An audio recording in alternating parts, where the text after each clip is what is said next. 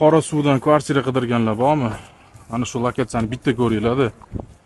Uylarni tegida mana shunaqangi bozorcha joylashgan bo'lsa, juda ham faizli o'zgacha bo'lsa kerak. Sultoniya mahallasiga kelganmiz. Qorasuv 1-kvartal. Bu bozorchani ko'pchilik yaxshi bilsa kerak. Mana shu bozorchamizning ro'parasida joylashgan mana shu 4 etajli domzani 2-etajidan 3 xonali maydoni 76 kvadrat bo'lgan kvartiramizni sotuvga qo'yilgan. Narxi juda ham zo'r, oxirida aytaman. Hozir ichkaridan ko'rib chiqamiz. Uyimizni ko'rishimiz mumkin. Mana pod'ezd eshigimiz, kirishimiz bilan chap qo'lda 1-xonamiz, yotoqxona joylashgan bo'ladi. Kattagina razmerda, remontlari juda ham zo'r holatda. Kirishimiz bilan o'ngga qaraydigan bo'lsak, vannani ko'ramiz, sanuzol va uni ro'parasida bo'lsa, zal, mehmonxona joylashgan.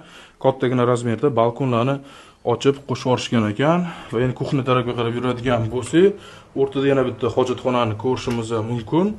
Bu yerda kuxnaning birinchi qismi boshlanadi. Bu yerda bo'lsa 3-xonamiz joylashgan, yotoqxona qilib qo'yishgan ekan. Va bu taraf o'zida kuxnani ko'ramiz.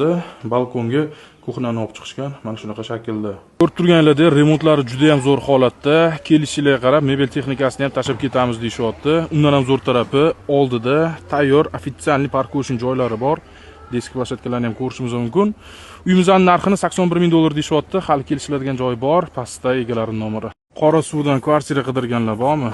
Mana shu lokatsiyani bitta ko'ringlar-da. Uylarni tegida mana shunaqangi bozorcha joylashgan bo'lsa, juda ham faizli o'zgacha bo'lsa kerak. Sultoniya mahallasiga kelganmiz. Qorasuv 1-kvartal. Bu bozorchani ko'pchilik yaxshi bilsa kerak. Mana shu bozorchamizning ro'parasida joylashgan mana shu 4 etajli domzani 2-etajidan 3 xonali maydoni 76 kvadrat bo'lgan kvartiramizni sotuvga qo'yilgan. Narxi juda ham zo'r, oxirida aytaman. Hozir ichkaridan ko'rib chiqamiz. Uyimizni ko'rishimiz mumkin. Mana pod'ezd eshigimiz, kirishimiz bilan chap qo'lda 1-xonamiz, yotoqxona joylashgan bo'ladi. Kattagina razmerda, remontlari juda ham zo'r holatda. Kirishimiz bilan o'ngga qaraydigan bo'lsak, vannani ko'ramiz, sanuzol va uni ro'parasida bo'lsa, zal, mehmonxona joylashgan.